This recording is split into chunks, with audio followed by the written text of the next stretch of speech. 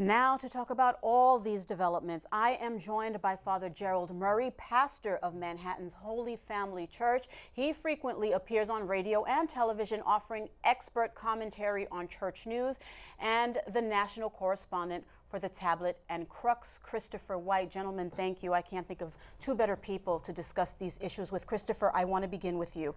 The bishops of the United States say that McCarrick's resignation is a step forward, but there's so much more to be done. So much more. Your thoughts? Well, Liz, you're right. I think what we're going to see in the coming months now is internally, who knew about this? Which bishops perhaps covered up about this?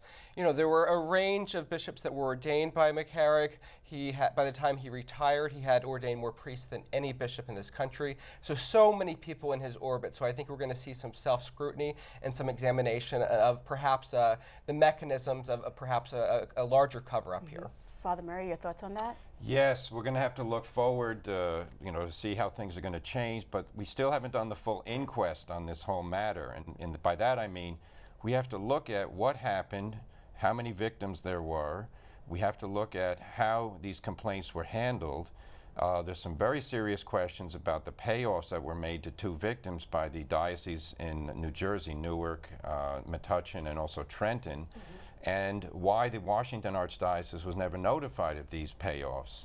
There are lots of questions that have to be asked. As far as I can determine, when Cardinal McCarrick, now Archbishop McCarrick, when he resigned from the College of Cardinals, he's virtually admitting he's guilty. And for me, that's only a first step. He really has to come forward and come clean. He has to apologize to his victims.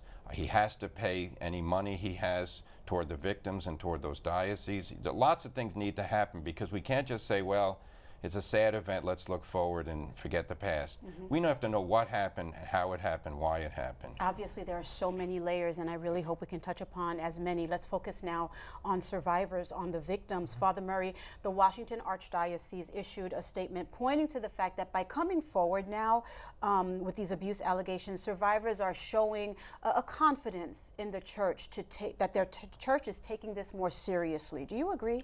I do, and we should recall that the reason Cardinal McCarrick, now Archbishop McCarrick, came into the forefront on this matter was because Cardinal Dolan in New York established more or less a Truth and Reconciliation Committee, where he said anybody who's been abused by a priest in the past, come forward, we'll hear your complaint, we'll evaluate it, and if it's found credible, we'll give you a monetary payout. And that's a good thing. That resulted in this. I think every diocese in America should do this now. And in fact, I think the Vatican should go beyond that, should require that it be done. And they should also now have a mechanism for when these charges come up regarding bishops, that they're not simply going to fall through the cracks because Cardinal McCarrick, for whatever reason, he was able to pursue a life of many evil acts, and no one stopped him. And we can't have that happening in the future. Christopher, we're talking about the highest levels of clericism. It's hard to overestimate McCarrick's role in the U.S. Church. Now, what does it mean that someone of his stature is no longer a cardinal and facing a Vatican trial? Well, I think if we think back over the 90s and the early 2000s, the presence in the American Church of Cardinal McCarrick was enormous, not just internally, but externally. This is an individual that was friends with presidents and politicians, and rock stars like Bono. I mean, he was an outsized figure. And so for him to sort of, in a sense, have such a public downfall, I think that Catholics and just the general public are going to have to reckon with this, and it will be a difficult period of recovery. That being said, the fact that someone of such power can be brought down, I think, is a step forward, but only that. Last week, Cardinal Sean O'Malley of Boston said we need more than apologies in handling sex abuse in the church. And so I think the next few months will be this, what are these next steps that go beyond apologies? Father Murray, you have strong thoughts on that. Sure, no, I agree with Christopher, and I recall when in 2002, after the Boston scandals first got revealed, the American bishops met, they issued their famous Dallas Charter, but the president of the Bishops' Conference at the time said, if there are any bishops here present who have done these crimes or done these evil things, please turn yourselves in. No one turned themselves in.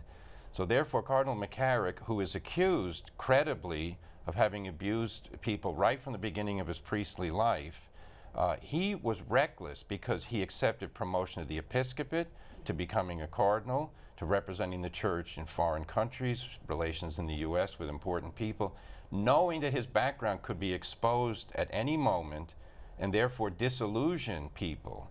He was a man who had this maniacal grip on power over people. He used it for evil, and he exposed the church to what we now have, which is looking at us saying, are you people serious?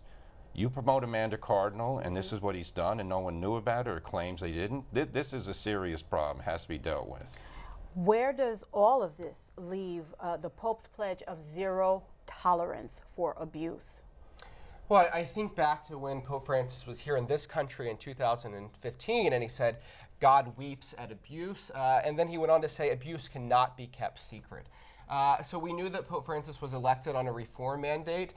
If sex abuse reform was one of those issues that he had to deal with, it has now become the issue.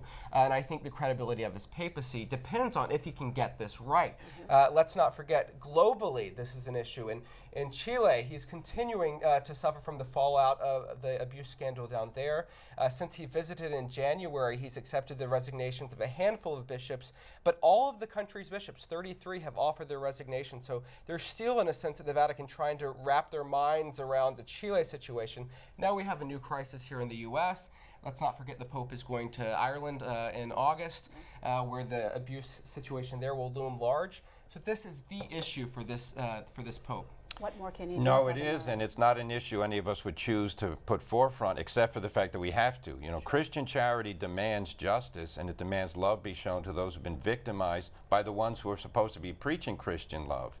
Now, in the Chile situation, I'm glad you brought that up. The Pope had been misinformed, he said, about what was going on there. He sent an investigator who was a very respected archbishop from Malta. That bishop produced a more than 10,000-page dossier of testimony about not only sexual abuse, but also abuse of power. In other words, people in the ecclesiastical hierarchy were using their power to suppress evidence and discourage people coming forward. I think the Pope has to do the same thing here. He's got to send an investigator, and they have to look at where power has been abused in the church, meaning where bishops who are not accountable to anybody make payouts, tell victims you have to be quiet. And we have to also look at another problem, which is this is not just of minors. This is sexual abuse of employees, priests, seminarians who are adults. And some bishops, such as McCarrick, use their authority over them for evil purposes. Is he the only case? I hope he is, but we got to find out.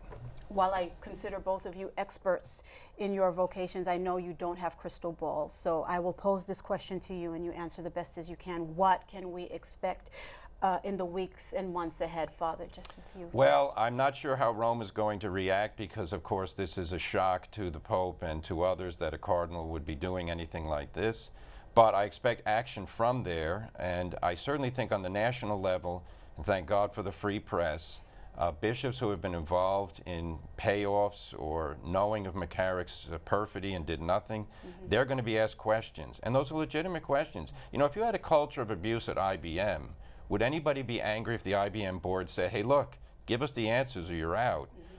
And that if you're innocent, you're happy to talk. If you're guilty, you got to talk. And that's the kind of spirit we need here. Christopher, final words. I think you're right, and beyond just the cultural shift, I think we're going to see a move to amend the Dallas Charter, perhaps, so that bishops can be held accountable. Of course, they should be accountable under canon law as it is, but specifically in the U.S., I think that's a very necessary first step, but only a small one. Father Murray, Christopher, thank you so much for your candor, insight, and perspective. I really appreciate you joining me.